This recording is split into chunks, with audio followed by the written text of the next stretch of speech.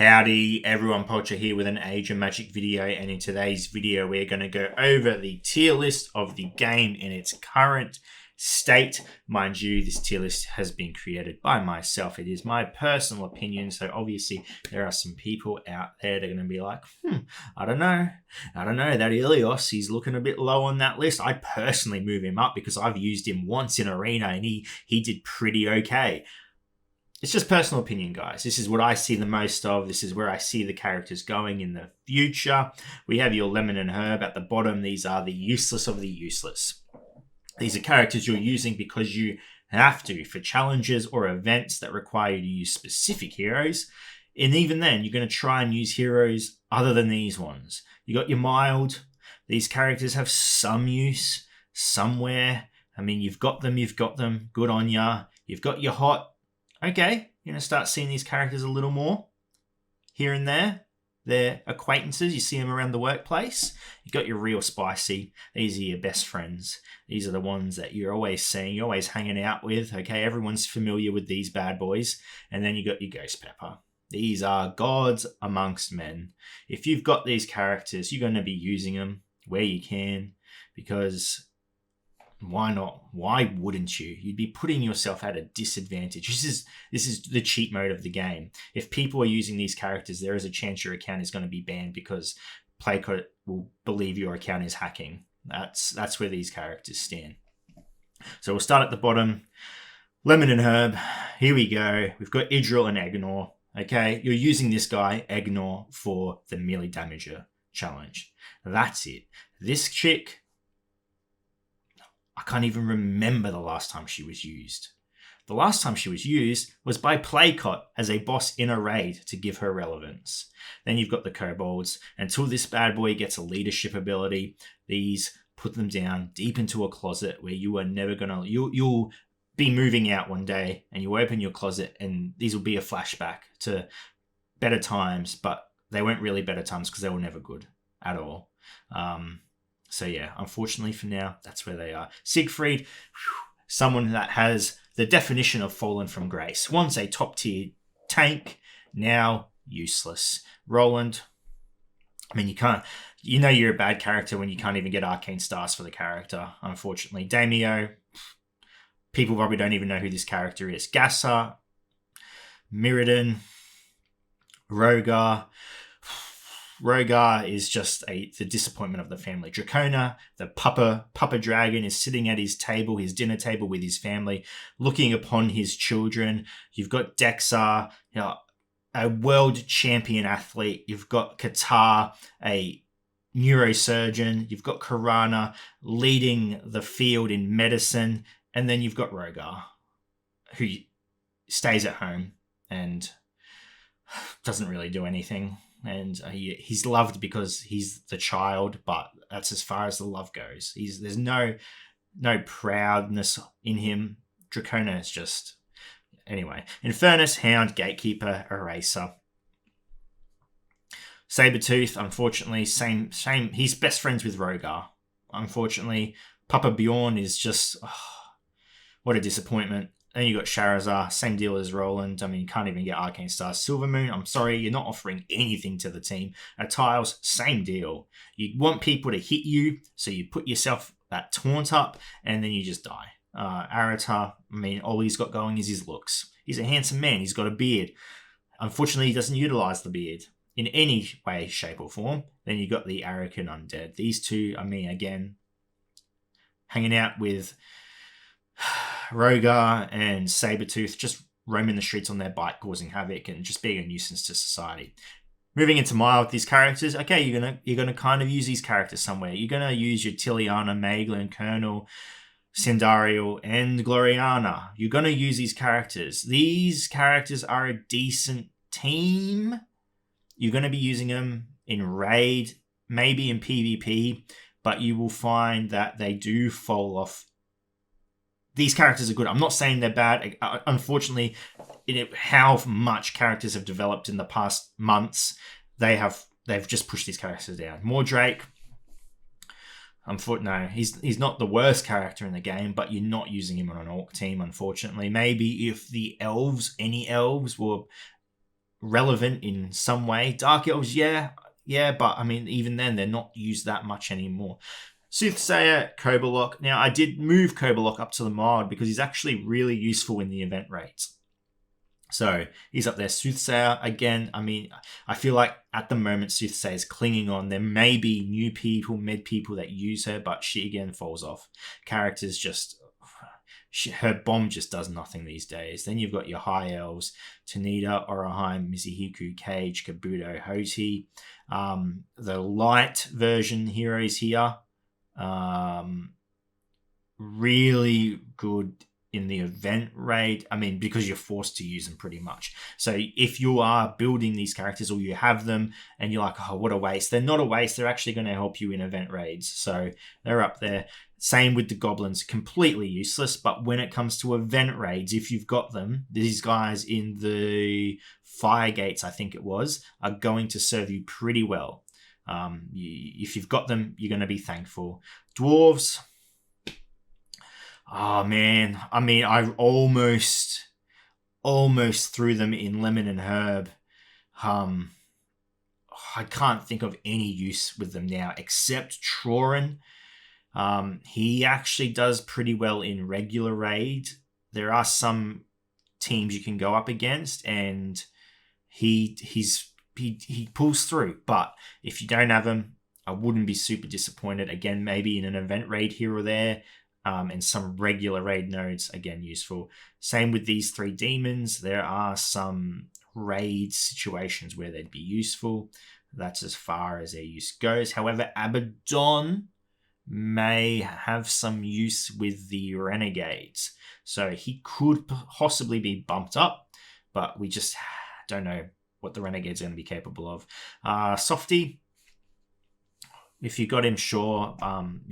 Out of the Children of the Forest, he's on the list of characters that aren't going to be used that often. Pig Boy, again, you could chuck him on a Beastman team, but out of the Beastmen available, he's the least favorite or least used. Swamp Killer, Belara, Danaea. I feel like the Barbarian time is over.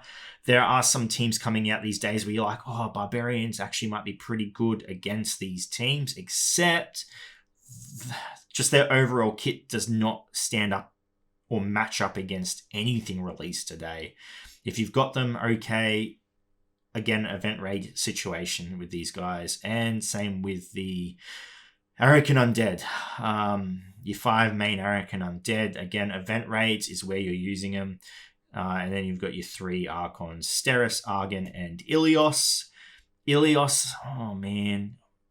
He had the potential to be good. I mean, I feel like Ilios should have been the leader of the Archons for a substantial amount of time before Artis came out. That might have been a good power creep, but unfortunately they just went straight for Artis, and Ilios had some use a long time ago. These days, no. Moving into the hot, these are the characters that you want to keep in your arsenal. Absolutely. First up, we've got the Renegades. We've got Wilhelm, Morrigan, Liongo, and Balthazar. I put them up here. I put them up here. Not usable yet. I have high hopes. These guys could easily be moved down if we don't get any other character that benefits them. But with the release of Morrigan, she gave them a bit of an oomph. I could feel them being potentially useful. And I feel like Wilhelm, his ability to disown characters from their faction, I think is going to be such a strong ability when he's a usable character. When he's properly built up, when you've got him at least 5-6 stars, arcane stars, I feel like his ability to disown characters is going to be so strong. I mean, you take out some orcs, they can't get that damage reduction because they're not counted as an orc. Dragonkin aren't going to be able to remove their debuffs because they're not counted as a Dragonkin. Beastmen, get rid of them from their faction. They can't get rid of debuffs as well. There's so many healers that benefit characters from their faction. You remove characters away from their healers, I mean, you're going to cause a lot of strife. So that's where they sit at the moment. Ra, Arachne are up here. I recently did a video. These guys are up here because when you do team them up with Irizit, these guys can almost take on all top tier meta squads. I did a video on it. I proved it. These guys are up here simply because of their leader. They have such use now. And in the event raid, you're running these guys. If you've got Irizit, these guys are going to plow through some of those real hard nodes. You'll be able to get through them in one attempt because Irizit is just such a powerful character. He's legit thrown such a useless faction up into the hot list. I mean, I could almost put them into real spicy, but the characters themselves are worthless. It's Irizit that makes them good. So because of that reason, they're in hot. Now you have your what's his name? Rockdan, Gadan. I hate the Orcs. No, I don't hate the Orcs. I hate their names. So you got your tank here. Probably the least used. But if you've got him, I'm sure you could find use for him. I would even consider throwing him down into mild. But Orcs are just so strong. They're so strong. Pharah, he's not the worst character. His kit's really good. He can offer a lot. He can offer defensive capabilities, extra healing, does solid AoE damage. Unfortunately, just doesn't really compare to the other Dragonkin. I mean, he's definitely not down here with his brother Rogar. This guy just took a nice casual job. He's happy with his life. He's doing his own thing. Dad's not disappointed in him. He's actually probably the favourite, secretly. But he's not striving for anything immaculate. He's just cruising through life, happy where he is. Doesn't need to prove anything to anyone. He's fine. You got your Dark Elves. I mean, I feel like they're going to always have a place up high. I feel like they have more of a niche use than anything else now. But if you've got them, and keep in mind there is still one Dark Elf to come, Trish.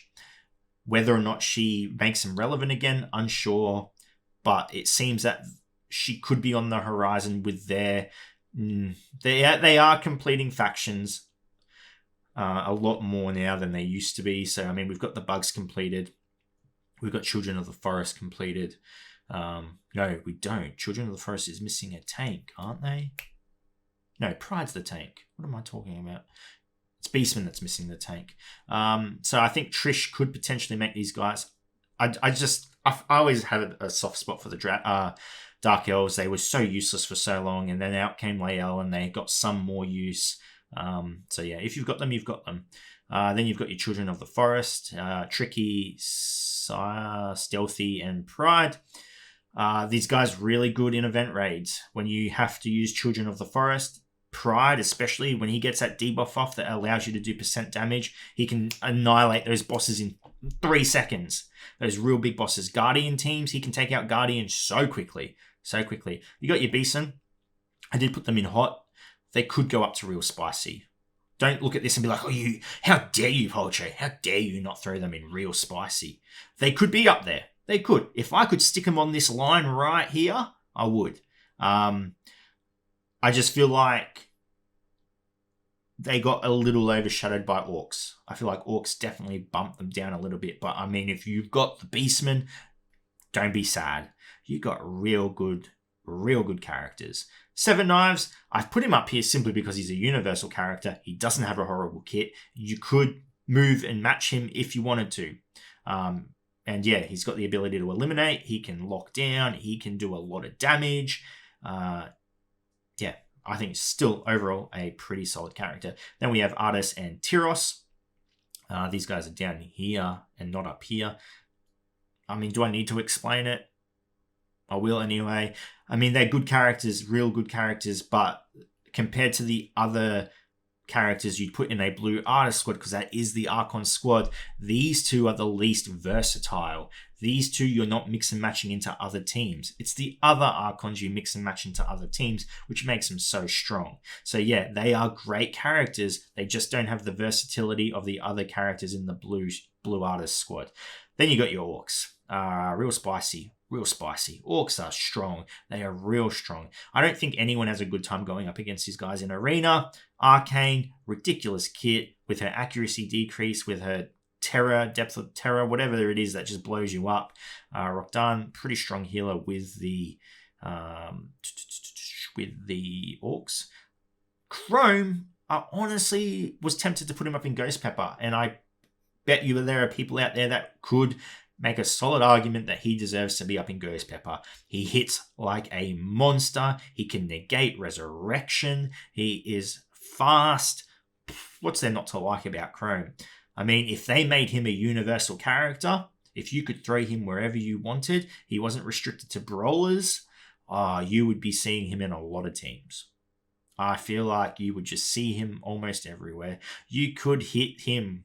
Like if you go up against Beastman, for example, you'd hit that Phoenix, knock her out. She can't resurrect. Doesn't matter what her passive says. She's not resurrecting. You take out that Lucky. I mean, you wouldn't because she'd be with a Bjorn most of the time and you don't want to really kill that. But Karana, just knock her straight out. What am I talking about? You don't aim the healers. You aim anyone else because then she can't be resurrected. Idiot Polcho. Let me reverse. Chrome, he'd knock out that Bjorn. Lucky can't resurrect him. He'd knock out that Dexar, not being resurrected. Knocked out that Qatar, not being resurrected. He's just a unit. If he was universal, he'd be up here for sure. But again, you make the argument that he could be up here. Lascari, real strong, lots of damage, can hit multiple times in a turn. And when she starts getting off that 2 hits in a row, 3 hits in a row, you just want to end the battle. You just want to leave. We got the Druids. Druids overall, just a solid team. Strong, lots of damage, accuracy decrease, buff removal, super strong healing. Tank, that's insane. Gets pretty beefy. Taunt, reduced crit damage or crit chance. Yeah, overall. But I feel like, and people are going to hate me for saying this, these guys are probably on their way down to the hot list. I mean, maybe a faction or two from now, these guys may be bumped down. But they hold their value. They're strong.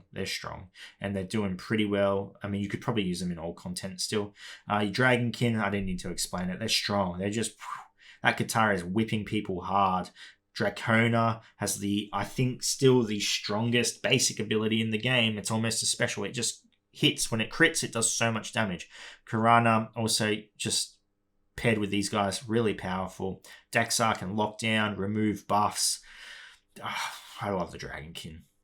If this was a bias list, a real bias list, I'd just throw them all up in here. I just use them for everything. Ruina, real versatile character. That's why him and these two are up here.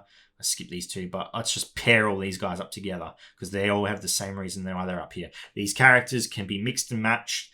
People throw these guys in the Archons, Children of the Forest. These two are just the super pair. You throw them together and you just try and make them work wherever you can. Same with these two characters. I see them in Dragonkin teams. Obviously, Blue Artists. I keep clicking that. These guys are really good in event raids when you can use them. They're really good in raid in general. These characters are really good together. They work well. And Roynar, again, he mainly works in Blue Artists. You could throw him in Dark Elves. You could probably chuck him down in Hot. I just think he still offers a lot. He's just, maybe, again, 2 or 3 more teams he could chuck down. But for now, I like him in Real Spicy. Then you have your Ghost Peppers. Irizit and Belladonna. 2 characters that are just almost just become the meta. I think you pair these 2 together and you can build a solid team out of dark heroes.